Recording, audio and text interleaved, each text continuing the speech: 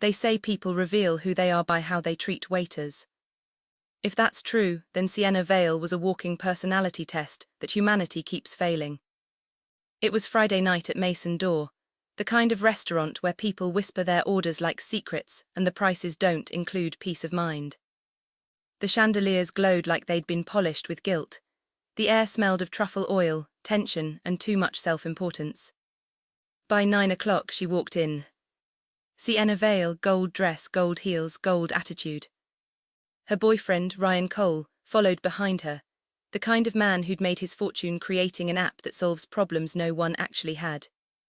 He had the face of someone who thought humble was an endangered species. My manager leaned over, "Table 7 be perfect."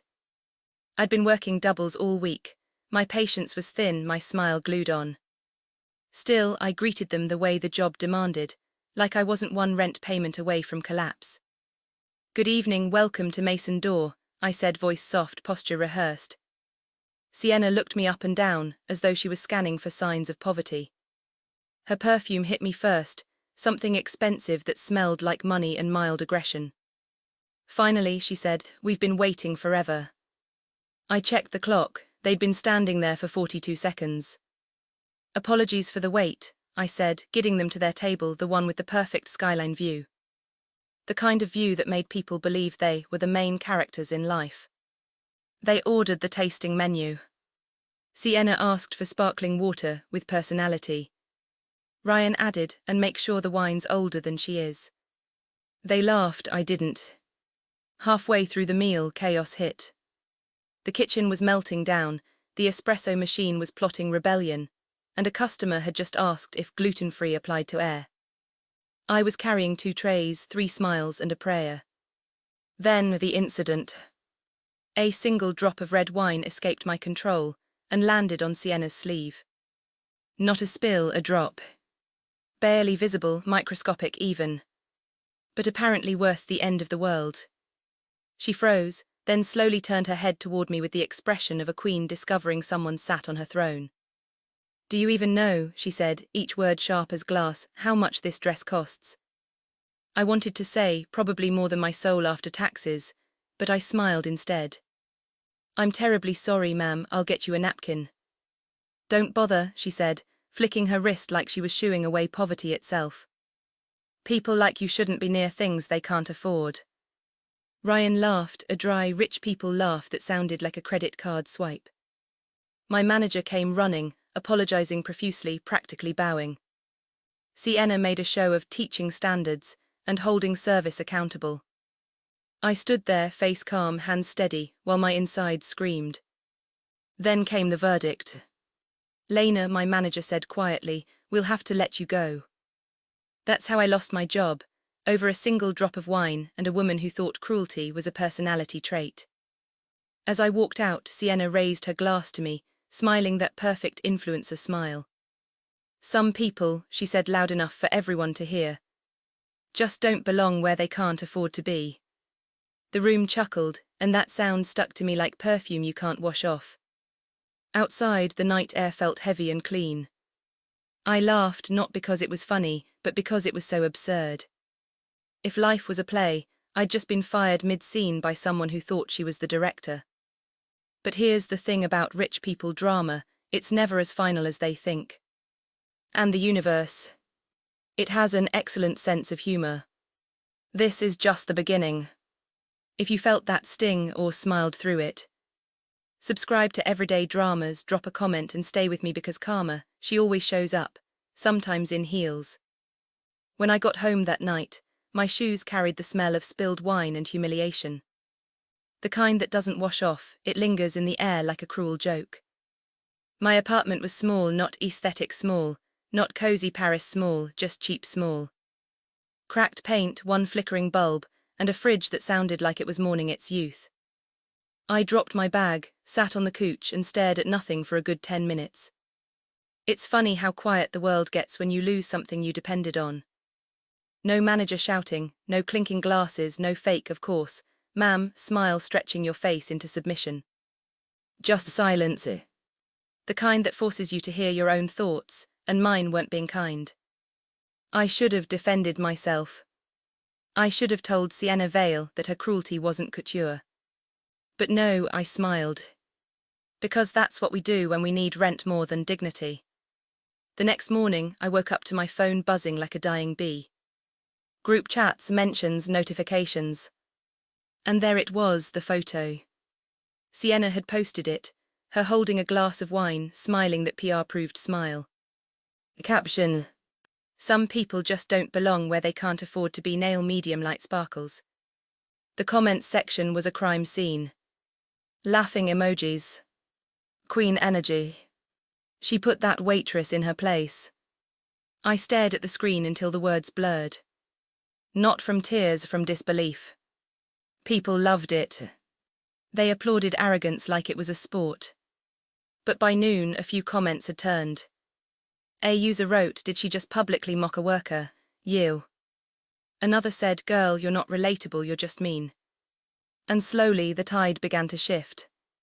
Sienna's followers were loyal, but the internet has the attention span of a matchstick. It burns fast, and then it turns. That night, my friend Mia came over, the only person who could enter my apartment and insult it lovingly. "You lost your job and went viral," she said, tossing me a bag of chips. "Congratulations, you've officially joined the internet economy." I laughed, a dry little sound that didn't make it to my eyes.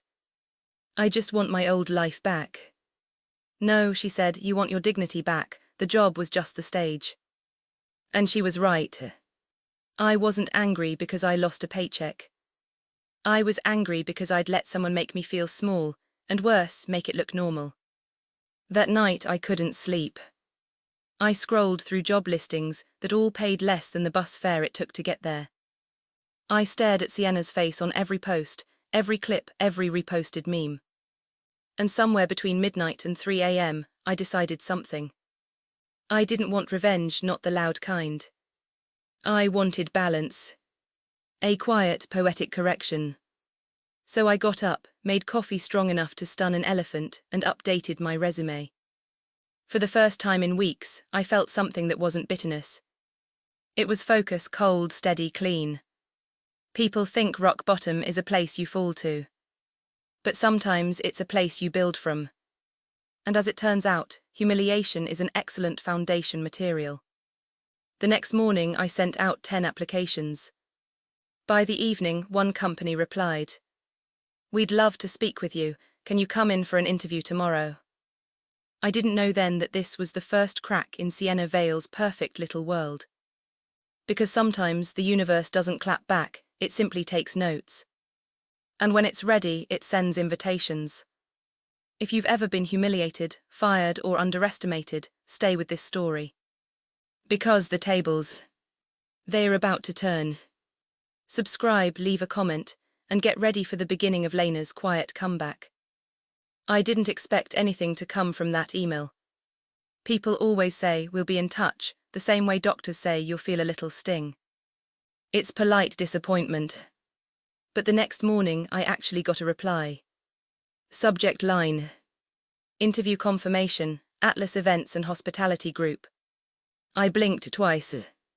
Atlas. They weren't some neighborhood catering gig. They handled luxury hotels, corporate galas, and events so high-profile the flowers had NDAs. For a moment, I wondered if they'd sent it to the wrong Lena Brooks. But then I thought, why not me?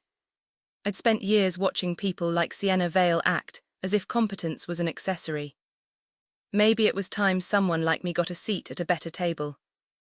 The next day, I pulled the most professional outfit I owned from my closet, a black blouse that didn't quite fit, and trousers that used to be navy before they became emotionally grey. I tied my hair neatly, added a touch of lipstick, and looked in the mirror. Still me, just slightly less defeated. The Atlas office was in the kind of building that had its own perfume. Marble floors, quiet hallways, a receptionist whose nails cost more than my rent. I signed in, my pen trembling slightly. "Ms. Brooks," a voice said. I turned, a tall man in a crisp grey suit offered a hand. "David Lawson," he introduced himself, director of Atlas. His handshake was firm, but his eyes, those were calm, observant. Not the kind of calm that comes from arrogance, the kind that comes from having seen everything. We sat in a glass-walled room overlooking the city. He asked about my experience and I told the truth. I'd started at a cafe, worked my way up to high-end restaurants, learned to manage chaos with a smile. He listened, really listened, without that glazed look people get when they're waiting for you to stop talking. When I finished, he said quietly, "You've been through a rough experience recently, haven't you?" My stomach dropped. Was this about that? Had Sienna Vale's viral video followed me here too? I nodded, "Yes, sir, but I've learned that silence can be stronger than reaction." He smiled slightly, like he'd just confirmed something. "Good answer," he said. "We value people who stay calm when the room's on fire." By the end of the interview, he shook my hand again and said, "Welcome to Atlas, Ms. Brooks, you'll fit in just fine." I walked out in a daze, half shocked, half terrified. I wanted to scream, cry, or laugh. I settled for buying a pastry I couldn't afford and sitting on a park bench, letting the city breeze carry away whatever was left of my old life. That night I started my new role, assistant coordinator at Atlas Events. It wasn't glamorous. It was emails, spreadsheets, and very expensive people asking for things they didn't need. But it was clean, professional. And for the first time in months, I didn't feel small. 3 weeks later, I got my first major assignment.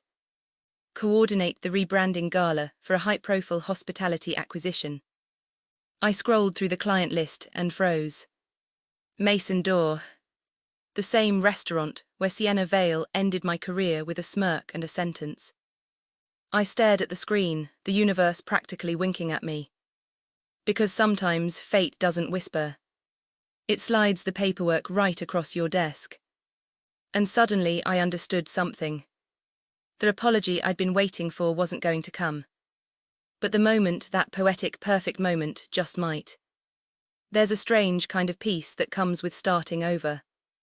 No one knows your past, your mistakes, or that you once got fired because a woman with too much money and too little grace wanted to feel superior. At Atlas, I was just Lena Brooks, assistant coordinator. Not that waitress from the viral video. Not the one who couldn't handle a wine glass. Just a woman who got things done. And I did. Every email answered. Every client request handled before they even remembered asking. I learned that the fastest way to power in corporate life isn't charm, it's competence so consistent it becomes invisible. People stop questioning you. They just start depending on you. Mr. Lawson, David, as everyone called him, noticed that early. He wasn't your typical executive. No shouting, no dramatic speeches about vision or synergy. He just had this quiet authority, the kind that makes people fix their posture when he walks in. Sometimes he'd ask about my day while reviewing contracts, as if multitasking were a moral duty. Once, after I saved a deal from collapsing due to a caterer mishap, he said, "You don't panic, do you?" And I replied, only internally, "But I've made peace with it." He laughed, the kind of laugh that says, "Finally, someone who gets it." A few weeks later, we were in a boardroom filled with glass, coffee, and people pretending to be important. A slideshow flicked on. "Next quarter," David said, "Atlas is expanding our hospitality portfolio. We've finalized an acquisition." I was typing notes until I saw the name appear on the screen. Mason Door. For a split second, I thought my brain had short-circuited. The letters glowed on the projector, cruelly elegant. The same restaurant where I'd been humiliated, fired, and laughed out of the building. The same one where Sienna Vale raised her glass to toast my downfall. I froze, fingers hovering above the keyboard. Then I realized something the universe hadn't forgotten. It had been waiting. After the meeting, David caught me in the hallway. "You looked like you'd seen a ghost back there," he said. I smiled lightly, just familiar territory. He studied me for a moment, his eyes sharp behind calm amusement. "Then it's poetic, isn't it? You'll be the one overseeing the rebranding event." I almost laughed. Poetic was one word for it. Karmic was another. That night I stayed late in the office. While everyone else packed up their laptops and left, I sat staring at the Mason Door file on my desk, The floor plans, the guest list, the rebranding budget. Every detail felt like a breadcrumb leading me back to the scene of the crime. And maybe, this time, I wouldn't be serving wine. Maybe I'd be serving something colder. A few days later, I stood outside Mason door again. The gold letters on the sign looked the same, but everything else felt different. I wasn't the waitress anymore. I was the woman arriving with the clipboard, the authority, and the power to approve or reject every detail of this new chapter. As I walked through the doors, the staff greeted me with polite confusion. The new management hadn't been announced yet. But word travels fast in hospitality, and I could feel the whispers forming already. One of the new hires smiled nervously. "First time here." I smiled back, perfectly calm. "No," I said, "you could say I've been here before." And for the first time in months, the memory of that night didn't sting. It made me smile. Because I wasn't back to relive it. I was back to rewrite it. By the time the Mason door rebranding gala landed on my desk, I'd learned two things about the corporate world. Power doesn't announce itself, it books the venue quietly. Karma reads the calendar. Planning that event became my full-time meditation. Every email, every seating chart, every signature on every invoice, I savored them. Because each detail was a thread, and I was weaving something bigger than a party. I was weaving a reckoning, elegantly wrapped in champagne and floral arrangements. The new concept for Mason door was a return to grace. I almost laughed when I read the tagline. Grace, the one thing Sienna Vale had weaponized the night she fired me. Now it would hang on banners above the same marble floors where I once stood trembling with a napkin. I visited the restaurant every day, clipboard in hand, the scent of polish and citrus in the air. The place had changed, the lighting softer, the menu reimagined. But the ghosts were still there. I could still hear the echo of her voice, sharp, dripping with entitlement. People like you shouldn't be near things they can't afford. Now I was near everything. And it was all running through my approval. Atlas spared no expense. David Lawson wanted the rebranding gala to be the event of the quarter. Crystal chandeliers, imported orchids, a 5-piece jazz band flown in from Paris. Every luxury was lined up like soldiers ready to impress. "Make it memorable," David said one afternoon, looking over the mock-up invitations. His voice had that calm command that made people move faster without realizing it. "And make sure the guest list includes every investor, influencer, and industry critic we can charm." "Understood," I said, typing as if it were just another assignment. But inside, my pulse was a quiet drumbeat. Investors, influencers, Sienna Vale. I wasn't sure at first if she'd still be orbiting Ryan Cole's world, but a quick search online answered that. Their faces were everywhere. Charity galas, luxury brand launches, photos captioned power couple goals. Same smile, same curated perfection. And that was when the idea came, not cruel, not impulsive, just poetic. If Mason door was reopening to celebrate elegance, then who better to attend than the woman who once defined its opposite? I drafted the guest list carefully, adding her name near the top. MS Sienna Vale, lifestyle partner, Cole Technologies. Professional, clean. No emotion, no extra flourish. Just an invitation, embossed, gold-trimmed and utterly civil. The next day I took the mock-up to David for review. He flipped through it, eyes scanning quickly, then paused. "Sienna Vale," he said almost idly, "isn't she the influencer who?" "Yes," I said lightly, "very prominent, she and her partner are still quite visible in hospitality circles." He nodded slowly, a faint hint of amusement touching his mouth. "I see, good choice. Let's make sure they're seated near the investors' table, we want attention." "Oh," I said, smiling faintly, "I think they'll get plenty." He didn't ask more, and I didn't volunteer the history. Some stories are better when they unfold in real time. A week later the invitations were printed, cream cardstock, gold lettering, sealed with Atlas's emblem. They looked like power and perfection had a baby. I personally signed off on the courier dispatch list. And when I reached Vale, Sienna, Residential Tower, Kingsley Heights, I paused. just long enough to remember the sound of her voice, her laughter that night, the red wine stain she treated like sin itself. Then I smiled and checked the box. Send. That evening, as I left the office, the city lights blinked against the glass towers like gossiping eyes. Somewhere across town, Sienna would open a gold envelope. She'd see the name Mason Door embossed in delicate script, and maybe, just maybe, she'd feel a flicker of nostalgia. Maybe even pride. What she wouldn't feel, not yet, was irony. Because that would arrive later. With the champagne. The week before the event, the restaurant buzzed like a hive. Photographers tested light angles, florists whispered over color palettes, and chefs swore softly in French. Every time someone asked a question, they looked to me. Not the manager, not David. Me. Ms. Brooks, do we approve the champagne placement? Ms. Brooks, are the press passes confirmed? Ms. Brooks, should we adjust the floral tones for better contrast with the table linens? Every Ms. Brooks was a small symphony. A melody of quiet revenge. On the final night of setup, I stood in the middle of the dining room. The chandeliers glowed above like captured constellations.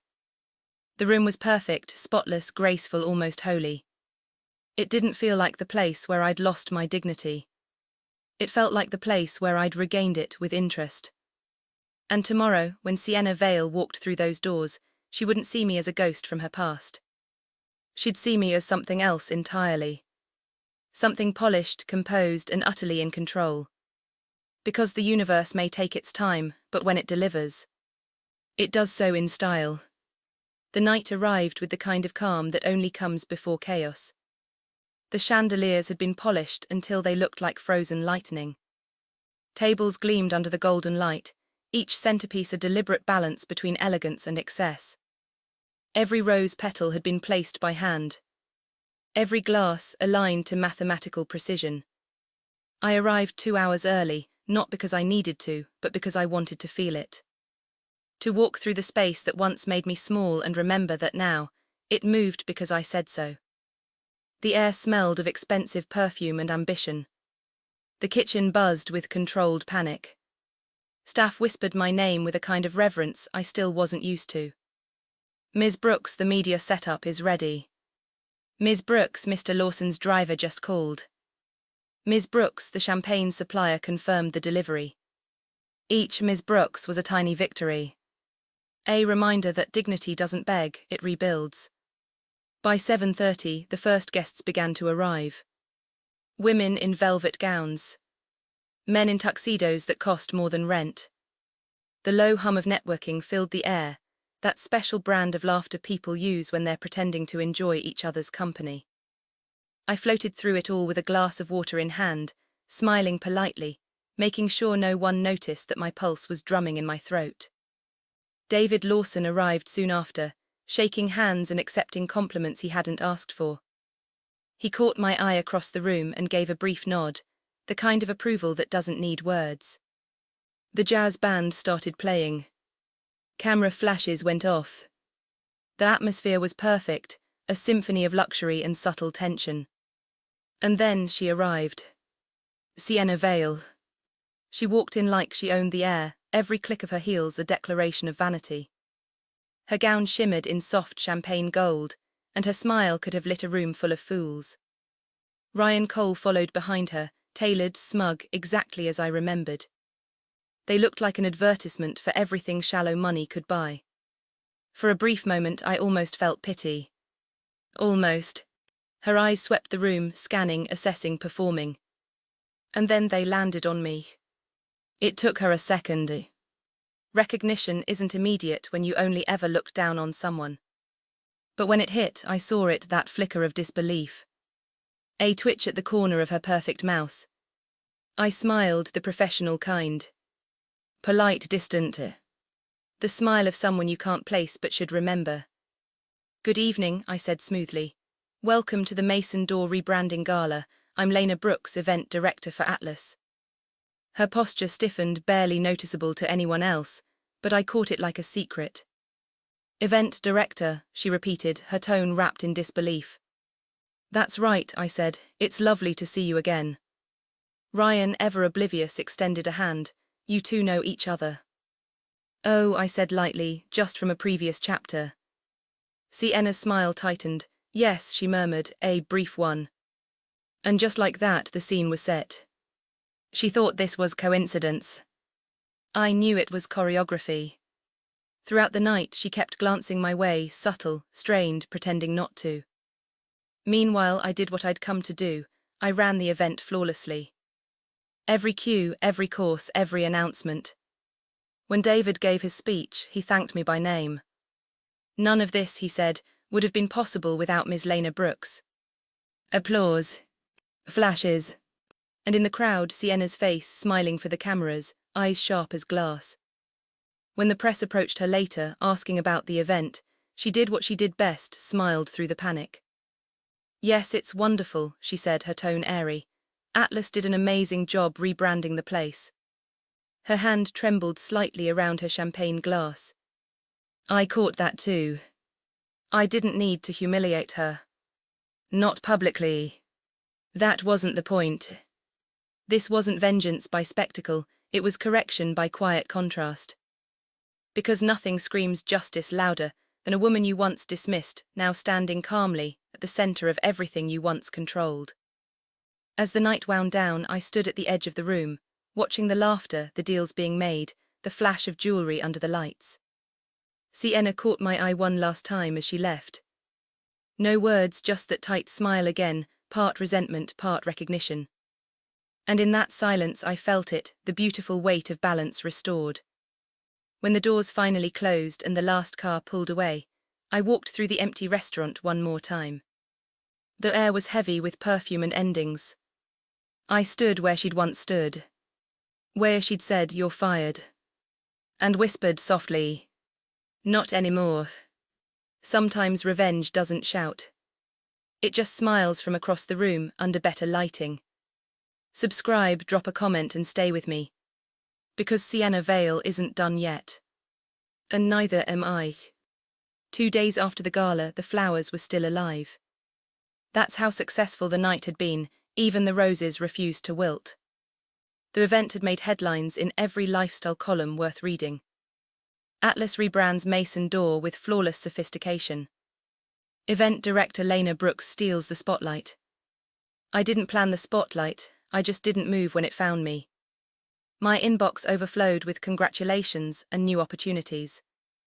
David Lawson sent a one-line email. Excellent work, let's discuss your next project over dinner. That by itself was reward enough. But the universe wasn't quite done being generous. By Thursday afternoon, my assistant walked in holding an envelope like it was radioactive. Ms. Brooks, she said carefully, someone dropped this off for you personally. No sender name, no courier label, just my name handwritten in expensive ink. Inside a note. Short, elegant, and signed in the kind of looping script that only came from people who'd never had to fill out a job application. Lena, I'd love to meet and clear the air, perhaps over coffee. There's been misunderstanding in the past. Warmly, Sienna Vale. I stared at the note for a long moment, my expression perfectly neutral. Of course she wanted to meet. Of course she wanted to rewrite history before it wrote her out entirely. I smiled, folded the note and set it neatly on my desk. Tell her I'll see her tomorrow at 10, the Lafayette Hotel. My assistant blinked. Do you want me to reply formally? No, I said, just make sure she knows I'm punctual. The next morning, the Lafayette Café smelled like roasted coffee and self-importance. It was the kind of place where the spoons were heavier than necessary, and the waiters moved like stage actors. Sienna arrived 5 minutes late, punctual by her standards. She looked immaculate, of course. A silk blouse, diamond earrings, that effortless perfection that screamed money doesn't sweat. Lena, she said, forcing warmth into her voice, you look well. I am, I replied. Success has a nice aftertaste. She laughed a little too hard. You were amazing at the gala, truly. Everyone was talking about it. You've really, what's the phrase, reinvented yourself. Rebranding works wonders, I said, sipping my coffee. Atlas taught me that. There was a pause, the kind of silence that carries all the words people are too afraid to say. Then she leaned forward slightly, lowering her voice. Listen, about what happened at Mason Door before, I hope you don't still hold it against me. Things were complicated back then. Complicated, I echoed. That's one word for firing someone in front of a full dining room. Her smile flickered. It wasn't personal, you know, it was image management, I offered. Her silence was confirmation enough. I set my cup down gently. Don't worry, Sienna, I've learned a lot about image management since then. She blinked, uncertain whether I was joking. I actually wanted to talk about an opportunity, she said quickly, pivoting like a true survivor. Ryan's company is expanding its luxury brand partnerships. We're looking for experienced consultants to handle hospitality launches. And, well, you clearly have the touch. There it was. The offer. Her olive branch, painted gold and dripping with self-interest. You're offering me a job, I said slowly. Not exactly a job, she corrected. More like collaboration. I think we could really help each other. The irony was almost art. The same woman who once dismissed me as unfit for fine service now wanted to hire me for my refinement. I smiled politely. You're right, I said, we could help each other. Her eyes lit up too quickly. So you're interested? Oh, I'm very interested, I said, but I'd need to review the terms carefully. You see, I don't work under people anymore. She laughed, a brittle sound.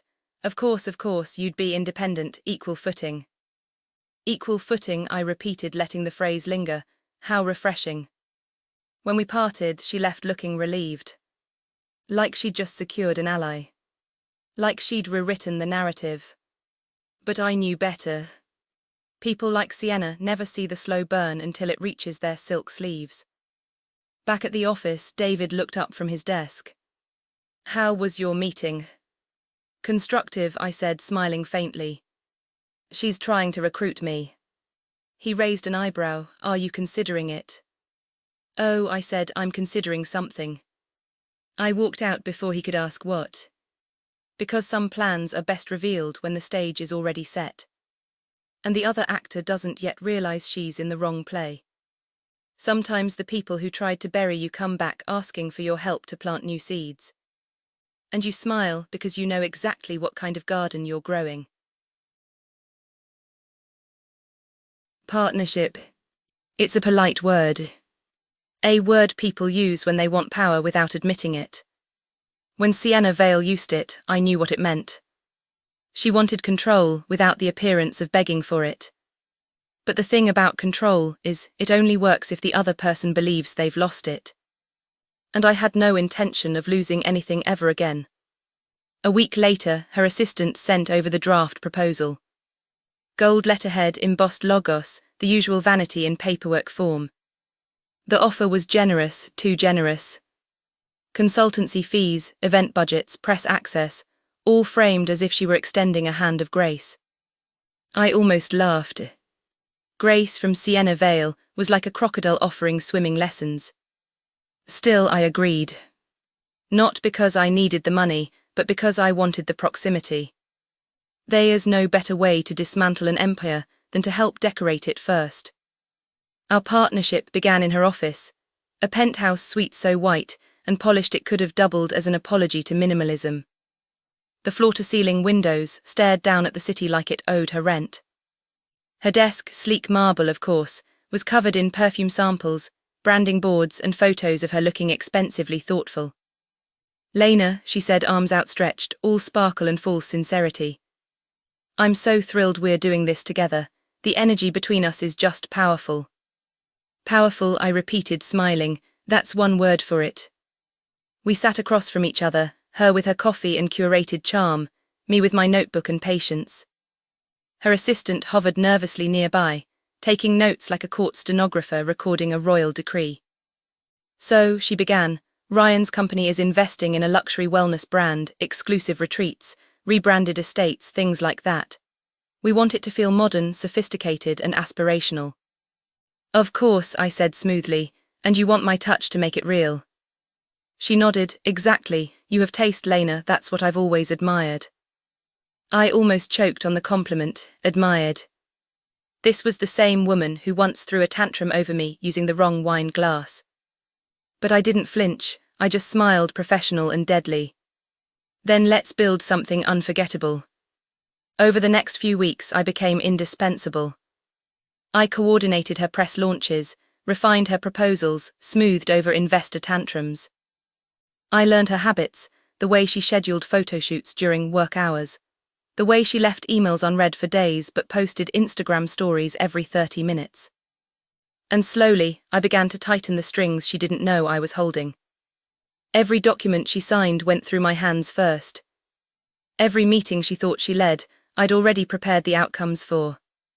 Every client who praised her work was reading my words. It wasn't sabotage. Not yet. It was positioning. Even David Lawson noticed. "You're managing 2 empires now," he said over coffee one morning, half amused. "Temporarily," I replied, "only one will survive the rebranding." He raised an eyebrow, "And which one is that?" I smiled, "You'll see." The cracks began to show within a month. Sienna's vision meetings started falling apart. She blamed suppliers, interns, the weather, anyone but herself. Meanwhile, I was the one quietly cleaning up her messes, ensuring deadlines were met, smoothing egos she bruised. Soon, clients began calling me directly. "Can we just loop Lena in? She gets things done." "Honestly, Lena, you're the reason this project hasn't collapsed." And just like that, her name, the one she'd spent years building, began to fade into the background of her own business. Because competence doesn't shout. It replaces. One evening, we were finalizing a presentation for investors. She arrived 40 minutes late, sunglasses on, smelling like perfume and performance. "Sorry, darling," she said, dropping her bag on the table. "Chaos day, you know how it is." "I do," I said, though my chaos tends to arrive on time. She laughed, a brittle, clueless sound, and poured herself champagne from the minibar. I handed her the briefing folder. "Here's everything for tomorrow. I've simplified the numbers so even Ryan will understand them." She didn't even look at it. "Perfect," she said, waving her hand. "I'll wing it, I always shine under pressure." And that was when I decided the next pressure would be hers alone. When she left that night, I stayed behind, sitting in her glass office with the city lights reflecting on the windows. For a moment I thought about that night at Mason Door again, the humiliation, the laughter, the sting of being disposable. And I realized something. This wasn't revenge anymore. It was reclamation. I wasn't trying to ruin Sienna Vale. I was simply showing her what happens when you mistake cruelty for strength. When you confuse luxury with worth. When you fire someone without realizing they'll one day sign your paychecks. And tomorrow, in front of investors, cameras, and her oh-so-perfect partner, that lesson would begin. Some partnerships build bridges. Others build stages for someone else's downfall. Subscribe, drop a comment, and stay with me because tomorrow the cameras roll. And Sienna Vale's empire finally starts to crumble beautifully. The morning of the presentation, the sky was the color of polished steel, fitting, considering what was about to happen. The Regency ballroom at the Crown Plaza was dressed to impress. Gold accents, glass podiums, the scent of ambition mixed with vanilla candles. Investors, journalists, and influencers filled the room, people who wore power like perfume and traded smiles like currency. Every detail was perfect. Because I had made it that way. Sienna arrived 20 minutes late, of course. She swept in wearing a white suit, a statement outfit meant to scream purity, confidence, success. Irony in couture form. "Lena, darling," she exclaimed, handing her bag to an assistant as if I were invisible. "Ready for my big moment."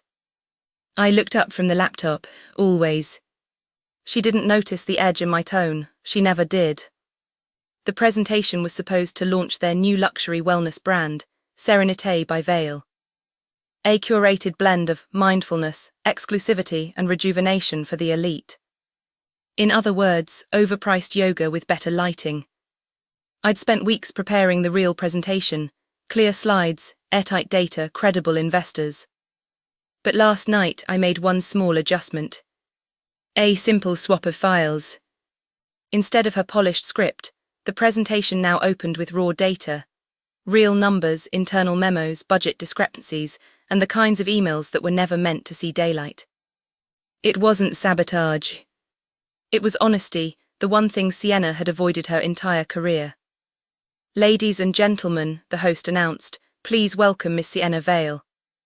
Applause. Flashes. The smell of champagne and self-satisfaction filled the air. Sienna walked to the stage, smiling that perfect influencer smile, all teeth, no soul. She tapped the clicker and began, voice honeyed and rehearsed. "Good morning, everyone. I'm beyond thrilled to present." The screen behind her flickered. Slide 1, Serenité brand overview. Smoother. Slide 2, projected financial growth. Polished. Slide 3, email correspondence subject, fabricated client metrics. The room went very still. Sienna blinked, frozen mid-sentence. "Oh, that's not."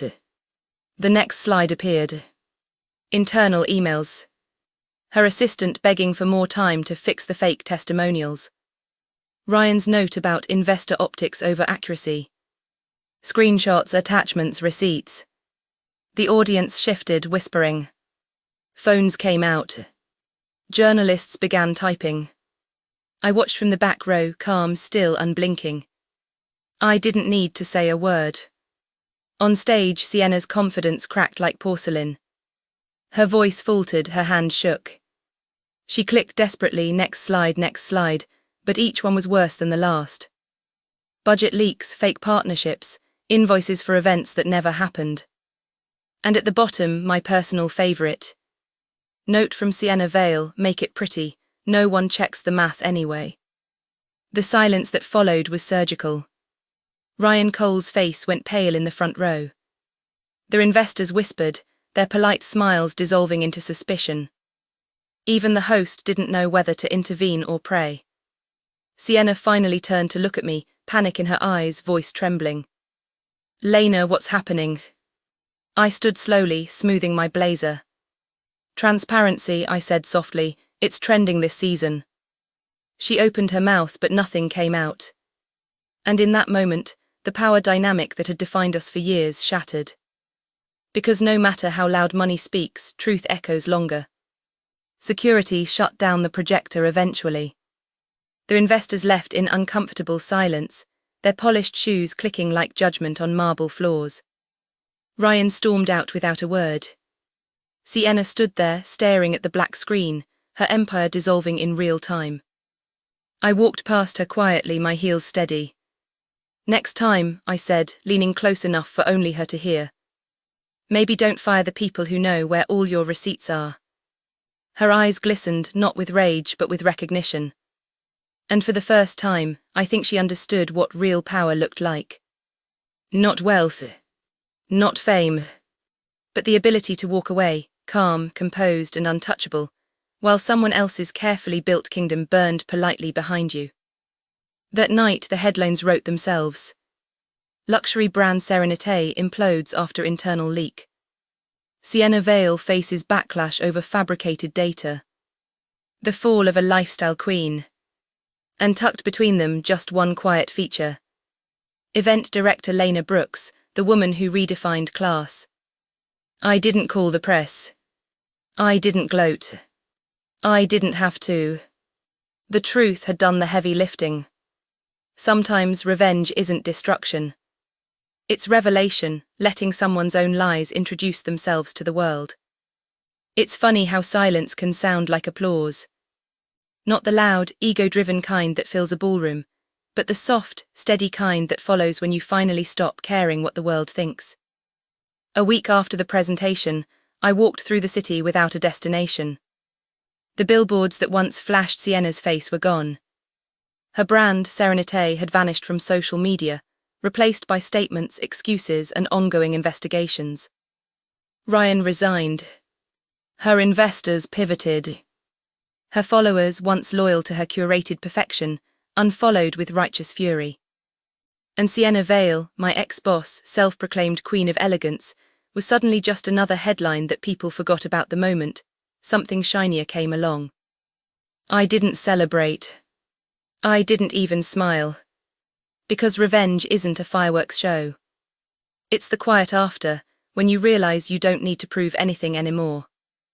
That morning, I stopped by a little cafe tucked between two bookstores. Not a luxury spot, not the kind of place Sienna would have been caught dead in. Just the smell of fresh coffee, sunlight on old wood, and the soft hum of real conversations. The waitress, young, polite, nervous, nearly spilled my cappuccino when she recognized me. "Are you Lena Brooks?" I nodded. She smiled shyly. "That presentation, I watched it online, you're kind of my hero." I laughed. "Don't be, I just stopped saying yes to the wrong people." She grinned, eyes wide. Still, it was legendary. I left her a generous tip, not because I wanted to prove a point, but because kindness, I realized, was the luxury most people couldn't afford. That evening, I sat by my apartment window, the same one I used to stare out of after 12-hour shifts when Sienna would text me at midnight, demanding a new proposal by sunrise. Back then, I thought success meant being near power. Now I understood, real power was walking away from people who made you forget your worth. The city lights flickered below like a slow exhale. My laptop pinged an email. Subject: new opportunity, director role confidential. It was from an investor I'd met months ago, one who'd quietly withdrawn from Sienna's project after I showed him the real numbers. He was starting something new, ethical, transparent, beautifully grounded. He wanted me to lead it. I closed the laptop, smiled softly. For once, I wasn't rushing to say yes. Because I'd already won. The next morning, I packed up the last box from my desk. A few photos, a notebook, a mug that said Boss Energy. I paused by the mirror, looked at my reflection, calm, certain, free. If Sienna ever thought of me again, I hoped she remembered not the scandal, but the silence that followed it. Because silence, when you've earned it, is louder than any revenge. I locked the door, walked down the street, and let the wind carry away whatever was left of that old life. No grand exit. No tears. Just the soft sound of heels on pavement, heading towards something better. Revenge finished, dignity intact. Sometimes you don't burn bridges, you just outgrow the view. Subscribe to Everyday Dramas, drop a comment, and stay for more stories like this. Because sometimes karma doesn't shout. It simply shows up to work on time.